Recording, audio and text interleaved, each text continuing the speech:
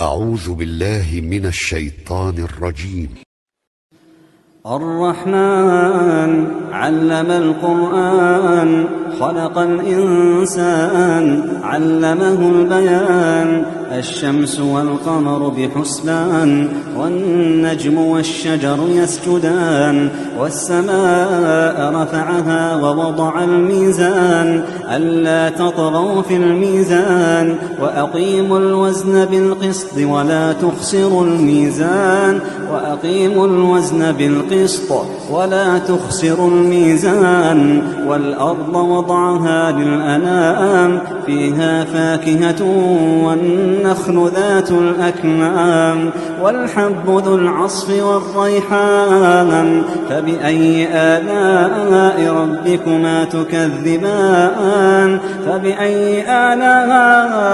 ربكما تكذبان خلق الإنسان من صلصال كالفخار وخلق الجان من مارج من نار فبأي آلاء ربكما تكذبان رب المشرقين ورب المغربين فبأي آلاء ربكما تكذبان مرج البحرين يلتقيان بينهما برزخ لا يبغيان فبأي آلاء ربكما تكذبان يخرج منهما اللؤلؤ والمرجان فبأي آلاء ربكما تكذبان وله الجوار المنشآت في البحر كالأعلام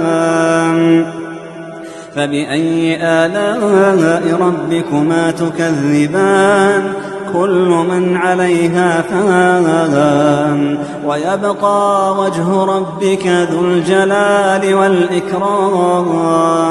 فبأي آلاء ربكما تكذبان يسأله من في السماوات والأرض كل يوم هو في شأن فبأي آلاء ربكما تكذبان سنفرغ لكم أيها الثقلان فبأي آلاء ربكما تكذبان يا معشر الجن والإنس إن استطعتم أن تنفذوا من أقطار السماوات والأرض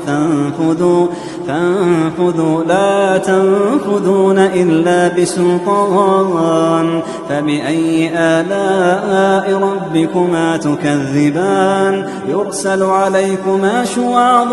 من نار ونحاس فلا تنتصران فبأي آلاء ربكما تكذبان فإذا انشقت السماء فكانت وردة كالدهان فبأي آلاء ربكما تكذبان فيومئذ لا يسأل عن ذنبه إنس ولا جان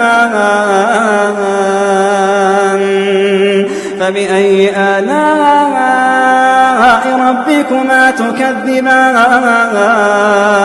يعرف المجرمون بسيماهم فيؤخذ بالنواصي والأقدام فبأي آلاء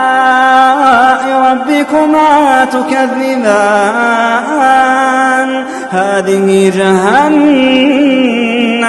هذه جهنم التي يكذب بها المجرمون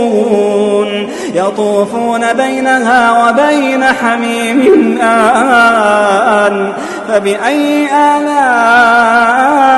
ربكما تكذبان ولمن خاف مقام ربه جنتان فبأي آلاء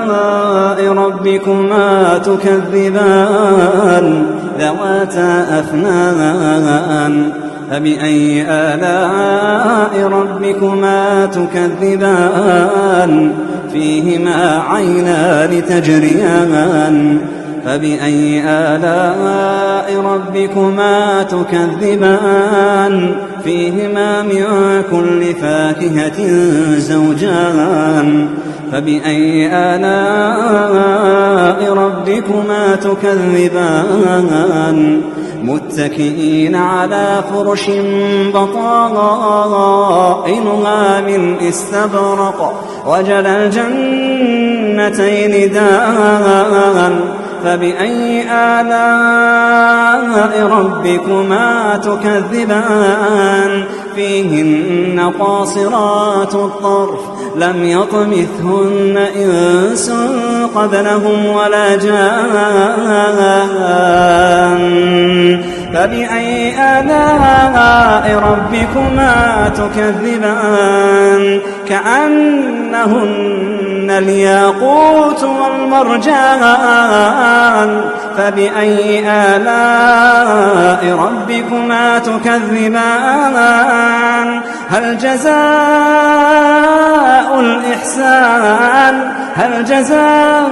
الإحسان إلا الإحسان فبأي آلاء ربكما تكذبان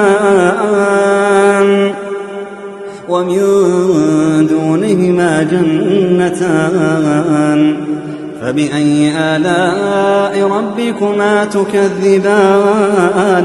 مدهامتان فبأي آلاء ربكما تكذبان فيهما عينان نضاختان فبأي آلاء